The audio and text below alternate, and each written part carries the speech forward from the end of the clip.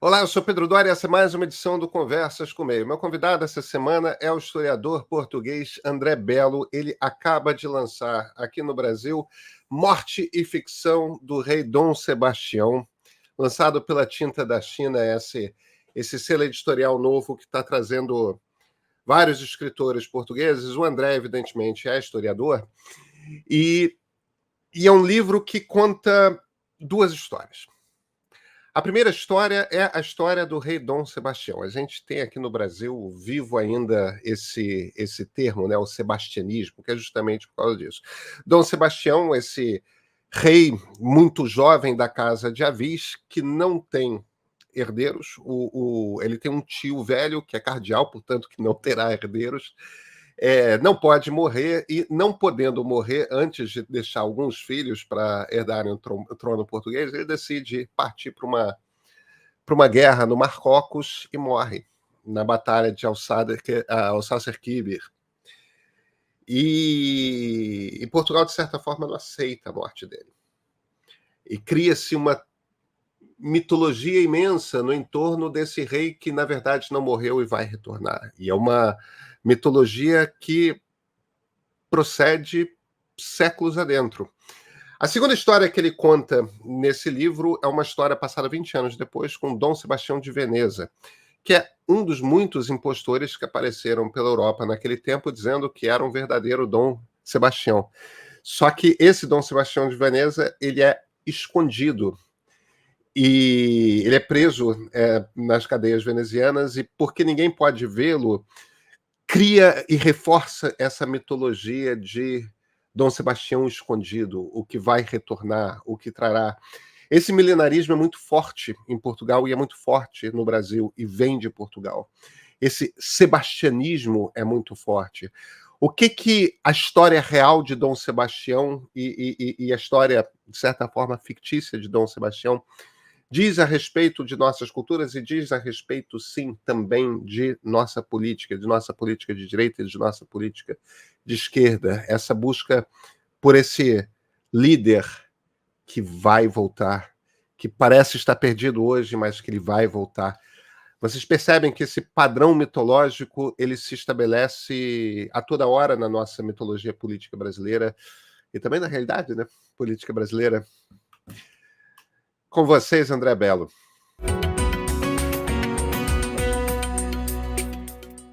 André Bello, muito obrigado pelo seu tempo para essa conversa. É um prazer estar aqui, eu é que agradeço. André, Dom Sebastião, eu sei que é um tema particularmente importante, não só na história, mas na mitologia portuguesa. Acontece que ele também é um nome importante na história e na mitologia brasileira. Nesse caso, a gente tem esse pedaço da história, a gente tem em comum. Eu acho que um bom início aqui para essa conversa é você contar um pouco quem foi esse último rei da dinastia de Avis e por que ele foi o último rei da dinastia de Avis. Ele foi, na verdade, ele foi o penúltimo. O último foi o seu teu avô, Henrique, que, Perfeito, que lhe perfeito. Que era sucedeu, cardeal, né? que era cardeal, exatamente, e que lhe sucedeu após a morte deste sobrinho temerário. Portanto, Dom Sebastião nasceu em 1554 e já vai envolvido, quer dizer, o seu nascimento já foi envolvido de uma aura providencialista, porque havia, por razões que têm a ver com a alta mortalidade por um lado, dos filhos, não é?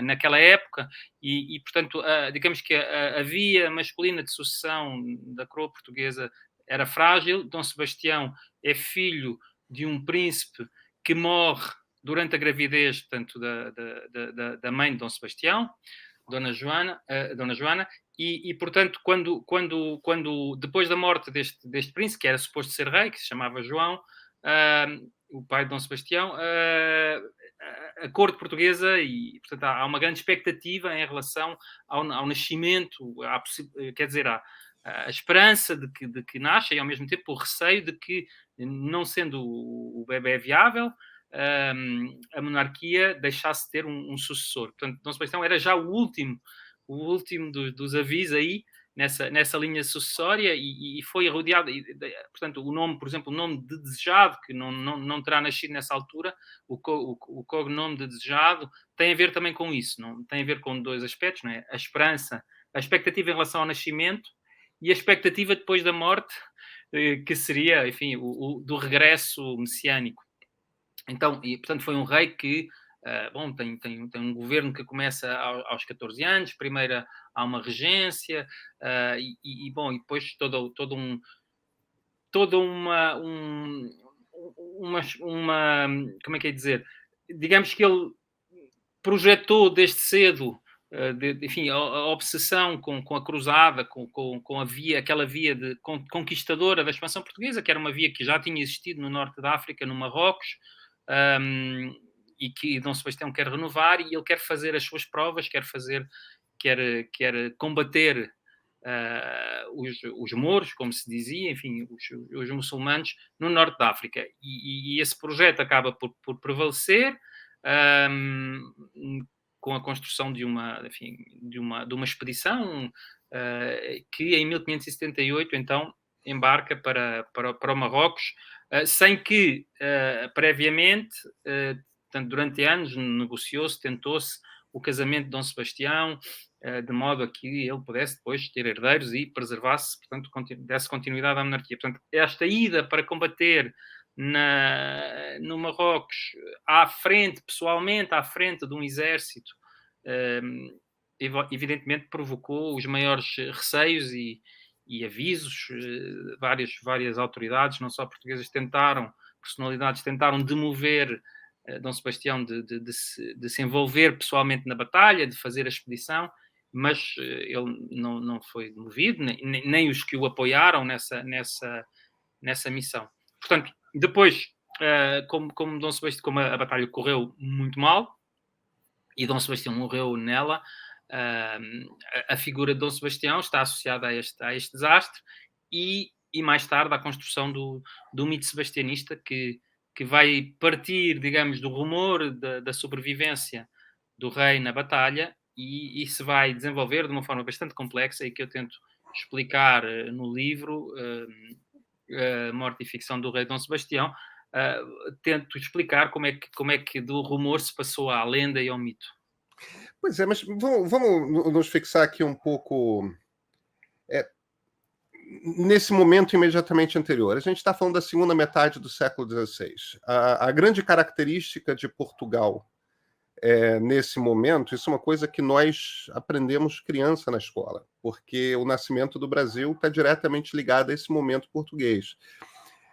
É uma Portugal de descobrimentos. Dom Manuel, Dom João, né? Os reis que antecedem Dom Sebastião são reis descobridores, são reis colonizadores, são reis preocupados com comércio, quer dizer, como é que chegamos à Índia, que tipo de rendimento pode vir do Brasil, como é que se estabelece plantação de açúcar na Madeira.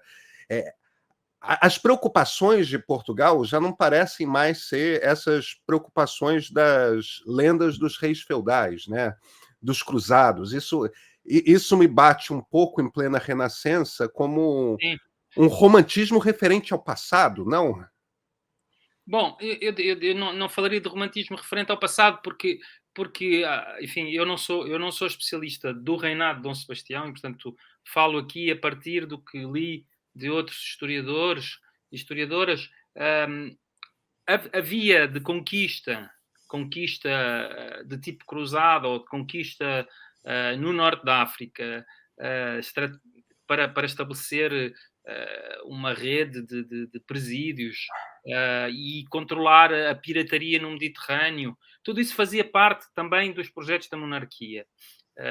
E o que tinha acontecido é que no reinado anterior ao Dom Sebastião, a monarquia portuguesa abandonou várias praças marroquinas e portanto, este projeto de reatar, de voltar a ter uma presença mais importante em Marrocos, no Marrocos, está presente. Quer dizer, digamos que nunca houve uma política da corte portuguesa, da monarquia portuguesa única. Ela foi-se fazendo, adaptando. A ida para a Índia não está inscrita nas primeiras viagens pela costa africana, ao longo da costa africana. A descoberta do Brasil não é imediatamente o desenvolvimento de uma colonização de tipo plantação que vai desenvolver o território, a implantação no território, a criação das capitanias, etc. Portanto, e dos primeiros governos. Tudo isso há diferentes vias da expansão portuguesa, pilotadas pela coroa ou concedidas a particulares, e, portanto, o projeto marroquino não era um projeto que saído de uma visão voltada para o passado. Não. É um projeto que tem o seu sentido, que tem os seus apoiantes, e que, aliás, fazia o rei ao lado, o rei de Castela, Filipe II, tinha também interesses e possessões no Norte de África. Portanto, esses projetos faziam sentido do ponto de vista estratégico. Aqui a questão, o problema, a ideia um pouco anacrónica que podemos associar à expedição de Dom Sebastião é a forma, penso eu, a forma pouco pensada, a forma mal preparada e mal conduzida, sobretudo, desta expedição. E que até o último momento quase até o último momento, poderia ter sido feito de outra maneira. Foi sugerido ao rei que, por exemplo, conquistassem uma praça no litoral e não enverdassem pelo interior de Marrocos para ir fazer uma batalha no terreno privilegiado de um inimigo que sabia-se que tinha uma superioridade militar ao nível da cavalaria, nomeadamente. Seria habitual, nesse momento, o próprio rei comandar uma expedição militar? Sim, era uma coisa que era habitual. O Carlos V, o imperador, tinha comandado as suas tropas em batalha. Portanto, a presença de um rei no campo de batalha era uma coisa que podia, quer dizer, que existia e que podia ser aceite. Aqui o problema era o problema da ausência de herdeiros, não é? Penso eu, enfim, que a questão que se põe é essa. O único herdeiro era um cardeal, que evidentemente não teria filhos. Exatamente. O último herdeiro era um cardeal que tinha mais de 60 anos, cujo casamento eventual, pedido de uma dispensa ao Papa, foi ainda falado após a morte de Dom Sebastião, mas que isso acabou por não acontecer, e que também, bom, andou a ver se ele deveria nomear um sucessor para a coroa, e só no final, enfim, essa nomeação acabou por ser feita, e tudo acabou por convergir para uma situação já de conflito com a entrada das tropas castelhanas em Portugal. Portanto, é um processo bastante complexo e de uma certa maneira traumático, porque houve portanto, um exército castelhano que entrou, que atacou Lisboa, ou as imediações de Lisboa, e, portanto, houve uma perseguição política importante aos que eram opositores. Como eu lhe disse, por ter escrito um livro que pega o período aqui no Brasil da fundação de São Paulo, depois do Rio de Janeiro, eu sei quão escassa é a documentação a respeito do século XVI, e como às vezes é muito difícil para a gente, a 5, 6 séculos de distância, tentar compreender a psicologia dessas personagens. Mas estamos falando, afinal de contas, a respeito de algum rei. Você tem algum insight, alguma percepção de quem era Dom Sebastião, que se passava pela cabeça dele? Ele era muito moço, né? Sim. Ele tinha 24 anos quando foi a batalha. Sim, e todos os estudos que fizeram sobre Dom Sebastião há uma espécie de, por causa do desfecho trágico, por causa da derrota, por causa da morte, por causa da perda, digamos, da independência de Portugal após 2 anos e pouco, houve enfim, a memória portuguesa, a cultura portuguesa, os historiadores no século XIX e XX, até hoje, sempre muito preocupados em saber exatamente o que é que. Porquê? Então, havia culpados, enfim, designaram-se os jesuítas, os confessores, a influência, portanto, a ausência da mãe, que, enfim, tudo isto é uma psicologia muitas vezes que não tem muito sentido, porque se baseia, lá está, em projeções do presente sobre o passado. As pessoas que fazem essas projeções não têm competência como psicólogos e, portanto, fazer uma espécie de diagnóstico, eu acho que não faz sentido. Faz sentido ver o que foi feito, não é? Tentar constatar o que foi feito e pronto. E mesmo a partir, por exemplo, há fontes que falam enfim, diplomatas, embaixadores que falam do rei, do caráter do rei, da sua obstinação e das doenças que o rei terá tido quando era jovem, ligadas à puberdade. Falou-se de doenças venéreas e, portanto, houve toda quase uma peritagem feita por gente que não é especialista sobre aquilo que teria provocado este comportamento do rei. A única coisa que eu achei realmente interessante, e não tenho nenhuma espécie de pretensão de fazer diagnóstico do que quer que seja, como digo, porque acho que não devemos fazer isso. A única coisa que realmente me interessou a certa altura, embora não aprofundei, existem cartas de Dom Sebastião, existe relatos, um texto um pouco mais longo, um relato, porque Dom Sebastião fez uma primeira expedição à África, a Marrocos, em 1574, portanto, para preparar já a batalha, e depois, como essa expedição foi criticada, ele não avisou ninguém, foi uma coisa assim que apanhou de surpresa a corte. Ele depois escreveu uma autojustificação, escreveu um texto que está publicado, foi publicado no século XVIII,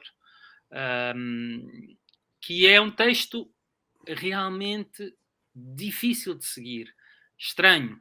Eu diria que talvez uma coisa interessante fosse analisar esse texto, analisar os escritos de Dom Sebastião, não para fazer uma análise uma psicológica ou psiquiátrica que nunca nos levaria muito longe, mas enfim, haveria talvez ali matéria para, não sei, uma análise do texto que levasse a perceber, ou enfim, um pouco melhor a personagem, mas isso é uma tarefa que eu não empreendi, nem vou empreender. O que te faz considerar esse texto estranho? O que há de peculiar nele? Porque, logicamente, é difícil de seguir, de entender. Há Entendi. assim, uma espécie de curtos circuitos lógicos e, portanto, que há uma certa perturbação no raciocínio ao ler aquele texto, parece-me. Mas o que é que... pronto, à parte disto não sou capaz de... Uma espécie sim, de deduções que não têm muita lógica e parece que está a tentar escrever uma coisa que é lógica, mas que para nós resulta pouco lógica. Entendi. Se bem que a gente sempre pode argumentar também que estamos em pleno período do absolutismo, ele não precisava explicar nada para ninguém se não quisesse, Sim, né? precisava, na verdade precisava. Eu penso que Precisava. essa ideia, o absolutismo, o poder do rei, exatamente, é um poder supremo, mas por exemplo, o reinado de Dom Sebastião foi marcado por críticas, havia críticas que eram feitas ao rei, e, portanto havia uma forma de opinião, não digo uma opinião pública, mas uma forma de opinião crítica, e ele tinha que ter isso em consideração. A prova é que teve que escrever, é que escreveu esses textos de autojustificação. Maravilha. O que aconteceu em Alcácer Quibir? Não sei nem se eu estou pronunciando corretamente o nome da fortaleza, depois cidade, né? O Sim. que aconteceu ali naquela batalha? Aconteceu, bom, eu não sou nem especialista militar, nem da batalha. Aconteceu uma batalha em que o exército, que nem sequer era só português, era um exército cristão, multinacional, com soldados italianos, irlandeses, espanhóis, portanto, vários milhares de soldados, se enfrentou com um exército superior, mais eficaz no combate portanto, uma batalha em que a partir de certa altura, o exército de Dom Sebastião começou claramente a perder o domínio, o controle da situação, pronto, e ao fim de algumas horas foi desbaratado, houve milhares de mortos, soldados, nobres, muita gente foi feita prisioneira, portanto, o rei foi morto na sequência da batalha. Portanto, o ponto de entrada o meu livro começa por aquilo que podemos dizer, poderia chamar, ou alguém já chamou, e eu assumo isso, um ponto final. O ponto final é dizer, bom, que se calhar não é ponto final porque as pessoas também interiorizam o que quiserem, mas é a ideia de que, efetivamente, o rei morreu na batalha, e isso, as fontes históricas não nos permitem, penso eu, pôr isso em questão, seriamente. O corpo de Dom Sebastião foi recuperado, né? E foi reconhecido. Foi reconhecido. No dia a seguir à batalha, foi trazido, foi o vencedor, Al-Mansur, portanto, o novo príncipe. A batalha antes, em Portugal e na tradição portuguesa e brasileira, é conhecida como Batalha de Alcácer Quibir, dita à portuguesa, não é? Também não sei Isso, dizer exatamente em em árabe, árabe. El-Qasar El-Quibir, bom, Alcácer Quibir para portugueses, para brasileiros, em língua portuguesa. Mas ela, antes de ser conhecida, para já não sei exatamente quando é que ela começou a ser conhecida como tal em português, mas no início foi conhecida como a Jornada de África. Foi célebre pela derrota, digamos. Bastava dizer a Jornada de África para saber do que é que se estava a falar. E noutros países, por exemplo, em França, em Inglaterra noutras línguas, a batalha ficou conhecida inicialmente e ainda hoje é conhecida como Batalha dos Três Reis. Três Reis porquê? Porque morreram 3 príncipes ou 3 reis nessa batalha. 2 marroquinos, portanto, é preciso não esquecer que Dom Sebastião, esqueci-me de dizer há pouco, participa nesta expedição por aliança com um pretendente à sucessão do trono marroquino, e é, portanto, esse seu aliado que também morre na batalha. O inimigo, o adversário deste exército, aliado cristão muçulmano, ou enfim, cristão aliado a um príncipe marroquino. Do outro lado estava outro príncipe que também morre na batalha, que já estava ferido, enfim, já estava doente. E, portanto, o nome de Batalha dos Três Reis tem a ver com este facto bastante inédito, que é morrem 3 reis na mesma batalha, no mesmo campo de batalha. E, portanto, quem depois vai ficar é o outro príncipe marroquino que vai herdar a sucessão do trono da dinastia Saad. Portanto, este nome já é significativo de um reconhecimento que foi feito na época da morte portanto, se morreram 3 reis, um deles é Dom Sebastião, não é? Portanto, o corpo foi reconhecido no dia a seguir da batalha por iniciativa do príncipe vencedor, que pede aos portugueses para encontrarem o corpo, enfim, para saberem do paradeiro do corpo. Há um moço, portanto, um criado, um moço da Câmara de Dom Sebastião que sabe onde é que está, que encontra o corpo, que sabe onde está o corpo, que o traz e é reconhecido formalmente pelos nobres portugueses que estavam na tenda presos e que reconheceram com choro, com pranto, não é? Choro, enfim, as descrições evidentemente insistem nesse aspecto dramático do reconhecimento do rei pelos nobres, alguns deles pensando talvez que ele pudesse estar vivo, e que ao reconhecerem desenganaram-se, não é? Ficaram desenganados dessa esperança. E entre essas testemunhas estava um juiz, que é uma coisa a que eu dou muita importância, porque é um alto magistrado, não é? Alguém que tem como função tornar oficiais certos atos, e portanto o juiz confirma, e é o juiz que vai enterrar, enfim, não ele com as suas próprias mãos, certamente, mas vai ajudar a enterrar, ou vai assistir ao enterro de Dom Sebastião em Alcácer Quibir, e também é o juiz que vai livremente, isto é sublinhado pelas fontes, ele vai em liberdade até Tanger, portanto, junto à costa, para enviar para Lisboa a notícia oficial da morte de Dom Sebastião, uma notícia que não tinha ainda chegado, que era aguardada, até aí corriam ainda rumores de que o rei poderia estar vivo, que circularam, portanto, essa notícia tem um efeito imediato, que é, no dia a seguir, o cardeal Henrique vai ser aclamado rei. E esta é mais uma prova, penso eu, e lógica, de que o rei morreu, e isso foi sabido pelas autoridades da época, que não tiveram dúvidas, porque não podia, quer dizer, eles esperaram até haver uma notícia oficial, e quando a notícia oficial chegou, foi feito um funeral e luto em Portugal pela morte do rei, que é o que se fazia sempre, não é? Morria o rei, aquele provérbio da política que é o rei morreu, viva o rei. Dom Sebastião morreu, viva o rei Henrique. É o que se faz em Lisboa no dia a seguir, 25 de agosto de 1578. Deixa eu te contar uma história que talvez você nunca tenha ouvido, mas porque é uma história local aqui do Rio de Janeiro. Quando Estácio de Sá, que é o comandante que leva a fundação, ele era um primo de Mendes Sá, o governador-geral, bastante jovem também. Quando ele vem para a fundação do Rio de Janeiro, o Rio é fundado em 1565 com a expulsão dos franceses, e aí tem mais 2 anos de batalha com os índios tupis aqui, até que a região é estabilizada. E em 1566 tem uma batalha que é a batalha mais importante contra os indígenas, que é chamada de a Batalha das Canoas.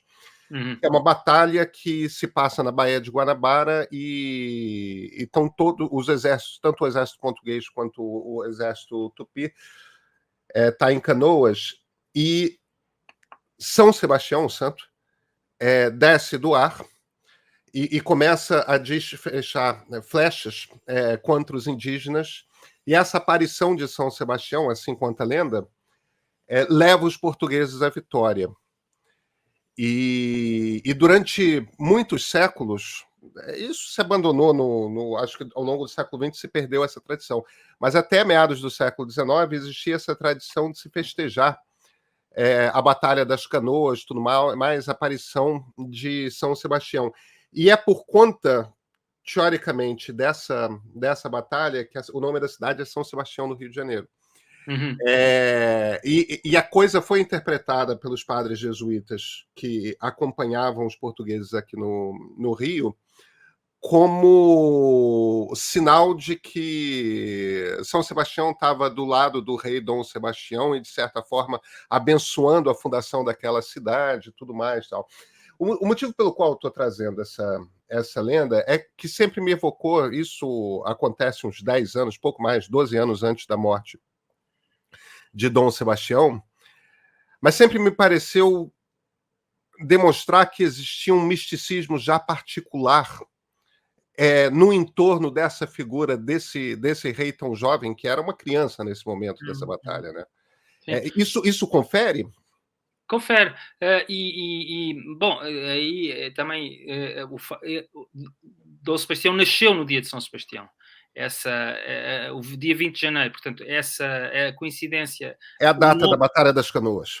Exato, e eu até pensava, mas devo estar enganado, que era a data em que os portugueses entraram na Baía de Guanabara pela primeira vez, e que haveria, portanto, também essa ligação. Tem isso também, tá? Como tudo, as histórias se misturam, né? Todas as datas coincidem, mas o nascimento num dia de um santo tão importante da Igreja, um mártir, e que faz com que o nome do rei, que é um nome inédito, não é? Não existia um rei Sebastião, e evidentemente há um trabalho à volta desse. Há um misticismo que envolve o nascimento, como eu disse, que tem a ver também com a fragilidade da monarquia nessa altura, por causa de haver só um potencial herdeiro. e portanto existe desde o início, e quem estudou, enfim, durante várias gerações de estudiosos da figura de Dom Sebastião, acham que esse misticismo esteve na origem da obstinação e dessa uma espécie de sentimento, enfim, de proteção divina que Deus estaria com Dom Sebastião e com os portugueses, e que faria deles invulneráveis. Há qualquer coisa de tão temerário no comportamento de Dom Sebastião, que eu acho que essa relação deve ser estabelecida, embora seja difícil, não é? A gente podemos estabelecer uma relação, mas não é difícil provar Claro. essas coisas de uma forma objetiva, nem é uma missão, é simplesmente assim. Deveríamos considerar a hipótese de que, de alguma forma, ele se sentisse protegido. Sim, sim, exatamente. Bastante mais do que na realidade estava. De fato. Eu tenho uma tia, de quem gosto muito, agora para dar uma nota pessoal, que é psicanalista, e eu respeito muito, enfim, as opiniões dela, e gosto de conversar com ela. E ela uma vez ouviu-me falar destas coisas e disse-me que tecnicamente o que Dom Sebastião fez na batalha, achou ela, é um suicídio. Foi um suicídio. E eu acho que ela não está longe, na verdade. Em que momento que a gente começa a ver documentação desse messianismo pós-morte, desse Dom Sebastião não morreu, na verdade ele está escondido e voltará para nos salvar? É assim, desde muito pouco tempo depois, existem o rumor, o boato da sobrevivência do rei aparece e está presente. Aliás, ele circulou imediatamente.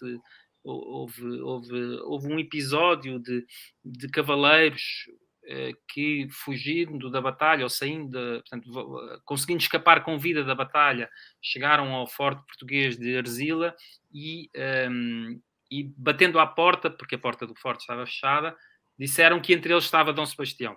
E houve quem dissesse que esta mentira, porque não havia... Foi um pretexto para lhes abrirem a porta. Esta mentira esteve na base do boato insistente da sobrevivência de Dom Sebastião. Mas foi nos anos seguintes à batalha que vários boatos, rumores, sem ligação entre eles necessariamente, foram alimentando esta ideia de que o rei não teria morrido. Malgrado o reconhecimento oficial, o boato não desapareceu, continuou, e depois existiram casos de falsos Dom Sebastião que começaram rapidamente também nos anos seguintes. Em 1584 o primeiro, enfim. Mas já em 1580, se não me engano, quando houve uma batalha, portanto, há a crise de sucessão, o prior do Crato, Dom António, consegue, enfim, as suas forças conseguem dominar, manter os Açores não dominados pelos castelhanos, e há um episódio em que um barco está a chegar à Ilha Terceira, nos Açores, e se diz que a bordo vai Dom Sebastião. Portanto, esta possível presença de Dom Sebastião, possível regresso de Dom Sebastião, aparece logo nos anos seguintes. E é possível dizer que, a certa altura, ainda antes do final do século XVI, já existia esta ideia de que os portugueses estavam à espera de Dom Sebastião, que é uma espécie de tópico, de lugar comum. E ele depois vai se consolidar, então, num episódio que eu estudei mais em detalhe, que é o de 1598, 20 anos após a batalha, em que, portanto, é o quarto de uma série de falsos Dom Sebastião. O falso Dom Sebastião, dito de Veneza, ele não era de Veneza, era um homem que vinha da Calábria, do sul da Itália, e que começou a dizer em Veneza, no verão, início do outono de 1598, que ele era Dom Sebastião. Antes da gente entrar nos falsos Dom Sebastião, para a gente entender um pouco o contexto em que isso está acontecendo em Portugal, em 1580 começa a União Ibérica. Quer dizer, em essência, vem a ter uma dinastia de Avis. Uhum. Na pauta de herdeiro, vira Filipe III àquela altura, né, o rei espanhol. Filipe II. Filipe II, o rei espanhol. Acontece, quão traumático é para Portugal, de repente, ter por rei um rei castelhano? Essa questão do trauma, eu penso que o trauma, o primeiro trauma é a derrota, a morte de tanta gente na batalha. Depois havia, de facto, um sentimento anti-castelhano que era forte entre os portugueses, e costuma-se dizer, e penso que é verdade, que entre os grupos mais humildes, populares, e na cidade, em Lisboa, à volta de Lisboa, enfim, esse sentimento era forte. Deixa eu só lhe interromper aí no seu raciocínio, que talvez tenha um aspecto que o nosso público não perceba, talvez seja mais óbvio para portugueses do que para brasileiros. Uhum. De certa forma, quando você chega ali no século XIV, XV, a Ibéria é formada por inúmeros reinos. O único reino que não é unido ao redor desse nome Espanha é Portugal. Portugal meio que permanece o único independente, com caráter próprio e tudo mais. Todos os outros são, ali naquele período de Fernando e Isabel, unidos em torno de uma coroa só, né? Então, de certa forma, a União Ibérica, para os castelhanos, é só completar o tabuleiro, né? Sim, mas é preciso. Há aqui uma coisa que eu também queria sublinhar, que é o seguinte: a história que foi feita sobre este período em Portugal foi, durante muito tempo, de pendor nacionalista. E, portanto, a partir, sobretudo, no século XIX e XX, uma história nacionalista dizia que este período foi um período negro da história de Portugal, que Portugal perdeu a independência, que foi subjugado pelos espanhóis, que eles foram tiranos e portanto, os portugueses só conseguiram recuperar a sua liberdade em 1640, etc, etc. Bom, isto hoje houve estudos tão muito interessantes que renovaram completamente estas questões e que mostram como a união de Portugal e de Castela e Aragão, essa de facto, efetivamente, o que faltava para juntar uma Ibéria, é uma união negociada.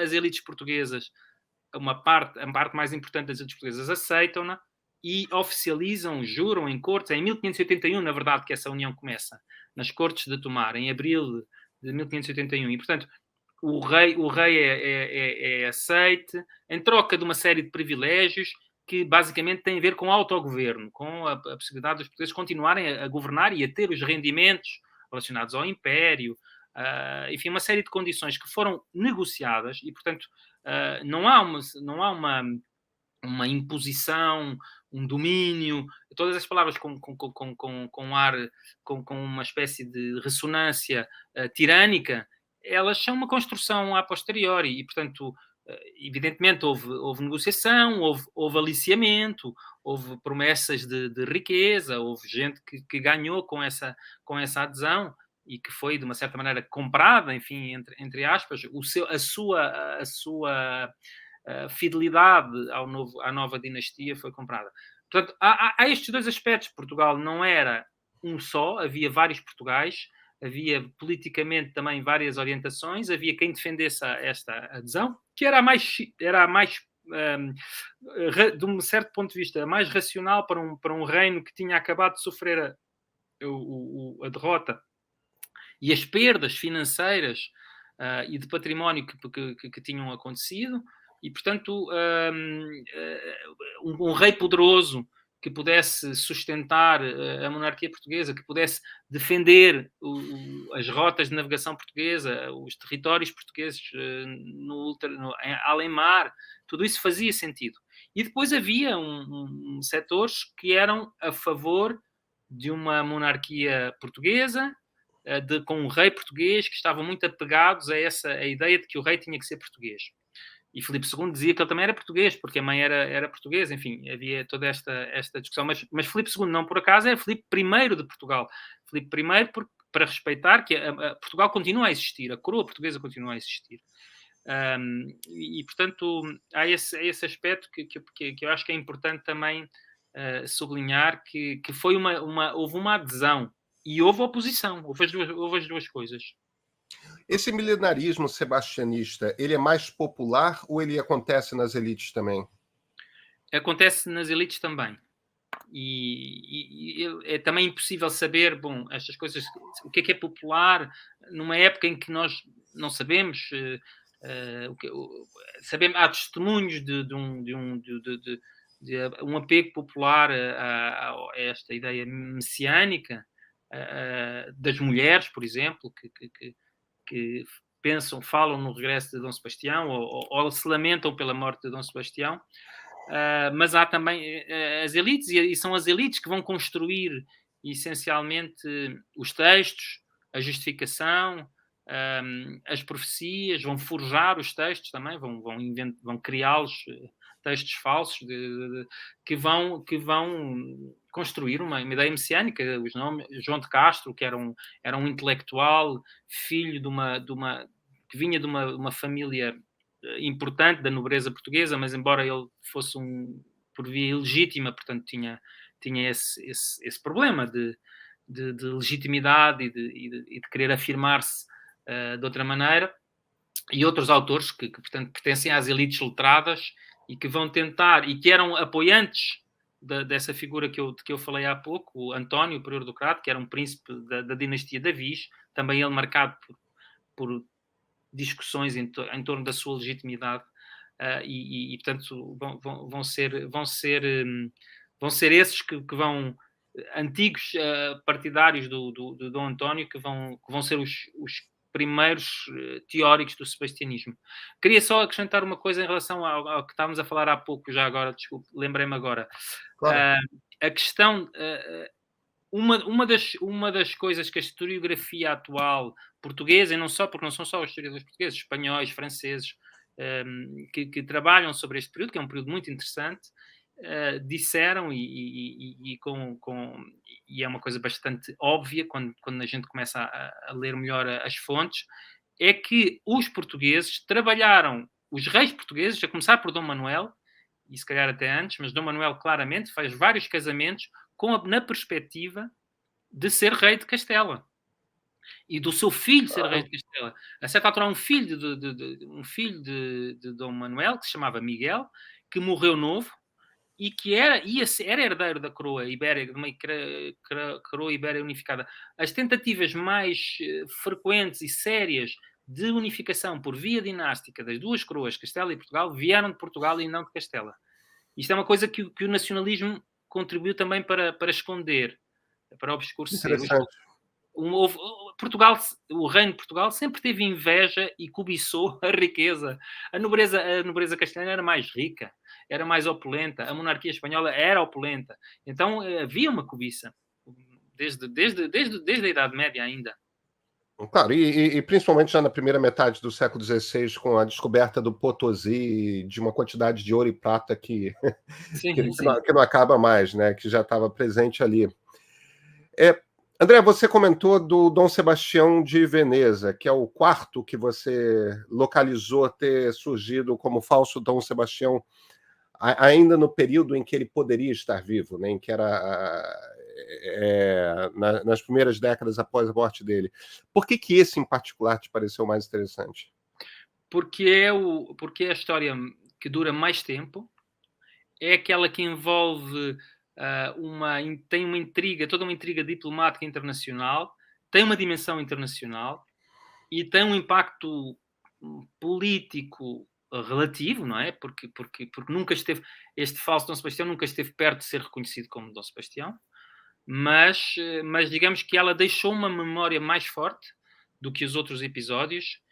Foi um caso que foi bastante falado, sobre o qual se escreveram cartas, escreveram-se panfletos, pequenos livros, a dizer uns livros pró Dom Sebastião, dizendo que ele era o rei Dom Sebastião, e portanto foi ele que deixou, foi este caso que foi deixar uma memória, por exemplo, não só em Portugal, mas, por exemplo, em França e em Inglaterra, onde panfletos sebastianistas defendendo que o homem era Dom Sebastião foram traduzidos e foram publicados. Em Inglaterra chegou a haver uma peça de teatro nestes mesmos anos, em que a história aparece, em que, portanto, os ingleses contactaram com o episódio e depois novas peças de teatro foram escritas em Inglaterra e em França crónicas em que a ideia de que o Dom Sebastião poderia ter sido aquele de Veneza, que aquele poderia ter sido Dom Sebastião, acabou por ser difundida por via desses textos publicados pelos sebastianistas. Portanto, à volta do caso, cristalizou-se um conjunto de textos e uma memória sebastianista que acabou por ser fundamental para o sebastianismo posterior. Porque, na verdade, o sebastianismo vai continuar, vai ser relançado depois de 1640 e até antes. E no século XX, o século XIX e XX, no Brasil, em Portugal, existem referências a Dom Sebastião. Portanto, ele está sempre presente. O misticismo messiânico ou o messianismo está presente na cultura portuguesa. Vai para o Brasil também através dos portugueses. E, portanto, foi o caso de Veneza, não foi só o caso de Veneza, mas foi o caso de Veneza que fez cristalizar-se um primeiro discurso sebastianista articulado. E qual é a natureza desse discurso? É simplesmente o fato de que alguém que parece convincente se diz Dom Sebastião ou tem alguma característica?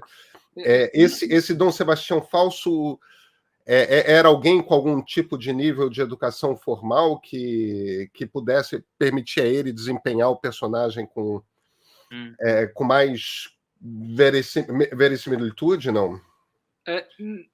Sim e não. Quer dizer, ele teve uma educação formal, aprendeu a ler e a escrever e até escrevia poesia. E escrevia corretamente, não... digamos que a escrita é uma coisa muito importante nele. Agora, o problema é que ele não falava português e não conhecia a história de Portugal. Portanto, ele vai inventar uma personagem, ele vai inventar um Dom Sebastião e vai tentar convencer as pessoas à sua volta. Há quem, enfim, ele começa um dos testemunhos dados depois dele ter sido preso por ele e por outros, dizem que ele se parecia com Dom Sebastião ou que uma testemunha da batalha, um militar que tinha participado na batalha, veneziano, reconhecia nele Dom Sebastião. Era igual a Dom Sebastião, segundo esta testemunha. É difícil saber e há outros testemunhos que dizem, pelo contrário, que ele não era nada parecido, que Dom Sebastião era loiro ou ruivo e tinha sardas e este era moreno, era do sul de Itália, enfim. Mas... Portanto, a verosimilhança, e foi uma das coisas também que me interessou, eu penso que a verosimilhança da pretensão dele é muito discutível. No entanto, por razões mais políticas do que propriamente de parecença, ele foi guardado, foi preso. Veneza deixou-o preso durante 2 anos e o facto de ele estar preso, ou seja, o principal argumento que os sebastianistas a certa altura tinham para defender que ele era Dom Sebastião era o facto de ele não poder ser visto. Ao fechá-lo numa prisão e estava incomunicável em Veneza, Veneza transformou-o no prefeito encoberto. O encoberto é o desejado, não é? O encoberto não é o desejado, é o rei escondido que vai voltar. Portanto, o encoberto é a figura messiânica. Portanto, ele transformou Veneza sem querer, porque fez isso por outras razões, não por ser sebastianista. Pelo contrário, Veneza, sem querer, acabou por criar uma figura do encoberto que foi apropriada pelos portugueses que achavam que ele era Dom Sebastião. Agora, o papel que ele desempenha para os portugueses é o de encarnar a figura messiânica. Portanto, há toda uma teorização sobre a Quinta Monarquia, aquilo que no Padre António Vieira vai se chamar Quinto Império, enfim, portanto, na tradição bíblica teria havido 4 impérios antigos e o Quinto Império seria o do grande rei Dom Sebastião, que regressado. Portanto, isso é toda uma tradição messiânica que existe em Portugal, em Espanha, em França, em Inglaterra, em todo o lado, na Europa e até no mundo muçulmano. Portanto, o messianismo não é um exclusivo, de maneira nenhuma. português e, portanto, Dom Sebastião, digamos, vai encarnar esse messianismo. O xiismo tem, eu não sei se você conhece, a história do imame escondido, Exatamente. que é fundamental na formação da religiosidade iraniana, né? Uhum. Que é um imame que morre e cuja morte é depois questionada e se torna o imame escondido, exatamente como você está descrevendo. Né? Exatamente, é a mesma situação. Portanto, o messianismo tem diferentes vertentes e manifesta-se historicamente em várias culturas, línguas, tradições. Isso é interessante, bastante interessante. Você acha que nossa cultura, e aí eu falo porque nesse aspecto, obviamente, compartilhamos de uma mesma raiz cultural, nossa cultura. Porque, embora essa ideia do messianismo exista presente, ela não brota, por assim dizer, em todas as culturas. Certamente não em todas as culturas europeias, mas nessa nossa cultura portuguesa, ela brotou e ela tem vida e ela tem vida forte. Aqui no Brasil, no final do século XIX, a revolta do mestre Antônio Conselheiro no interior da Bahia era sebastianista, ele falava do retorno de Dom Sebastião. É uma revolta popular no início da República Brasileira e a coisa é absolutamente viva. Ele mobiliza dezenas de milhares de pessoas Uhum. e mantém uma comunidade viva no entorno daquela mitologia durante anos. Uhum. Isso é muito vivo no Brasil e em Portugal. É assim, eu conheço alguma coisa da história de Canudos, enfim, pelas leituras que fiz, mas não sou de maneira nenhuma especialista. E eu penso, tenho dúvidas, enfim, se eu sei que há historiadores brasileiros que, tendo estudado, lido com atenção e investigado as fontes que existem sobre o episódio de Canudos, pensam que Dom Sebastião pode ser referido, mas não é uma figura realmente importante portanto, há uma associação ao sebastianismo no episódio de Canudos que provavelmente não é sebastianismo. O que me parece é que é um caso de milenarismo rural, quer dizer, há um messianismo de tipo milenarista. António Conselheiro anuncia uma espécie de fim dos tempos. Isso. A República representa o mal e é o fim dos tempos. O tipo de população extremamente pobre que está à volta de António Conselheiro, que era e popular, configura muito mais um episódio milenarista, parece-me, do que propriamente sebastianista ou mesmo messiânico nesta tradição portuguesa. Mas ele existe, você tem toda a razão em importância deste milenarismo popular no Brasil, como ele também já tinha existido em Portugal de uma certa maneira, mas não com a mesma dimensão.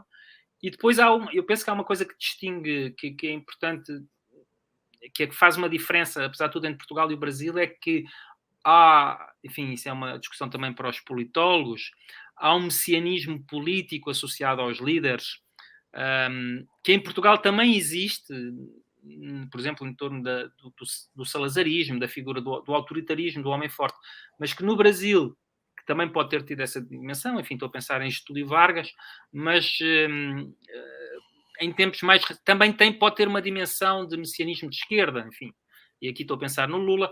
Estou certamente a extrapolar, mas esta dimensão política parece-me que está mais presente hoje em dia, apesar de tudo, talvez na cultura brasileira do que na portuguesa, onde esse aspecto